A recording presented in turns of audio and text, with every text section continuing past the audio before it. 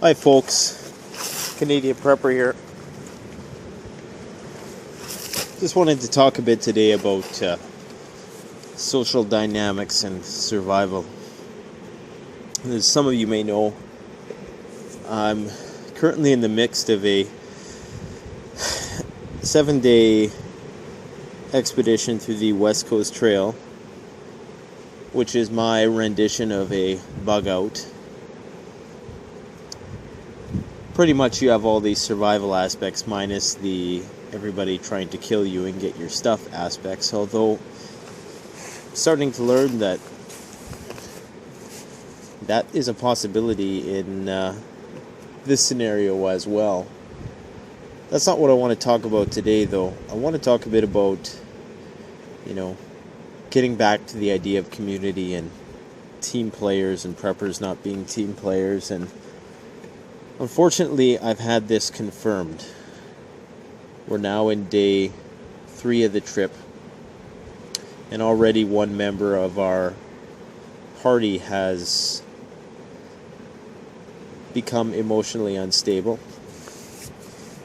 And I'm not going to mention who it is or, any characteristics about them out of respect for not identifying this person.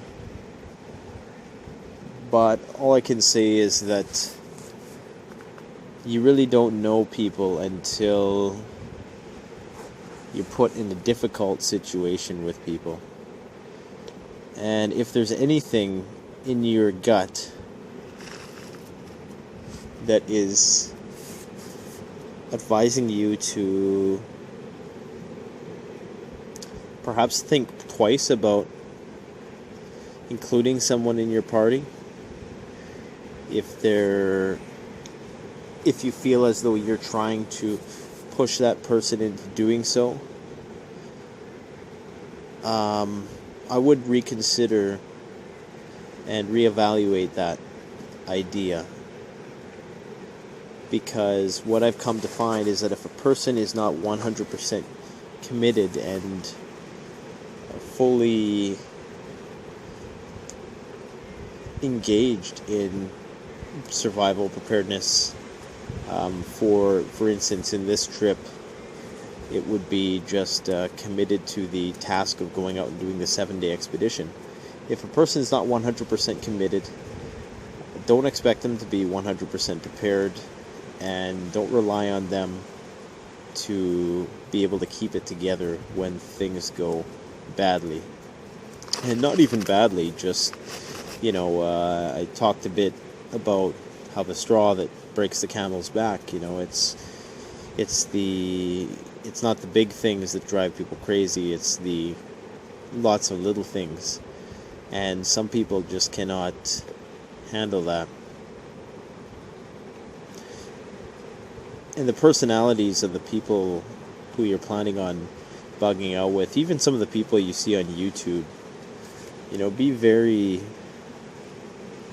very cautious at who you are ready to include on the basis of some idea you have about that person or some ideal that you have about that person, because the ideal in your mind is always at odds with the reality. And usually it's an attitude thing. In this particular instance, this person just didn't have a good attitude and wasn't taking responsibility, wasn't pulling their own weight.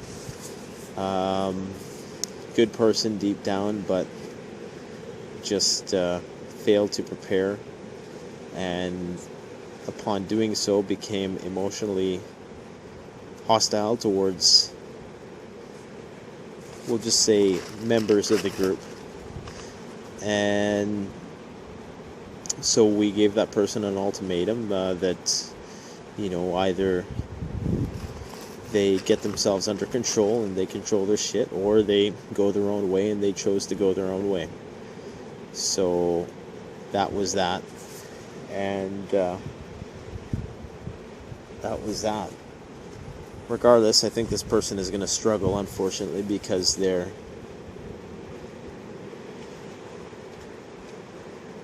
don't really have a lot of supplies, and I did extend to them the offer of, hey, whenever you decide that you want to change your attitude, you can, you know, um, you can come with us and we'll consider, you know, bringing you back into the group. And,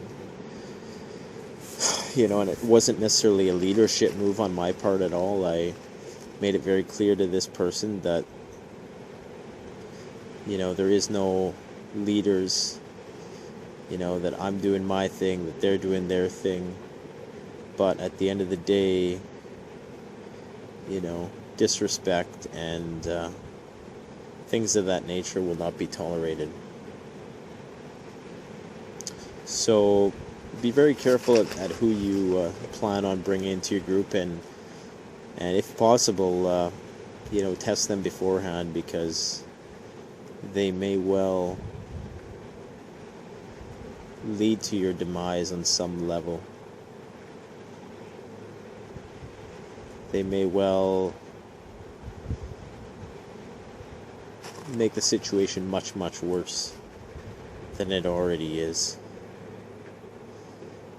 A lot of people don't have their issues sorted out emotionally, and that can put a big damper on your plans.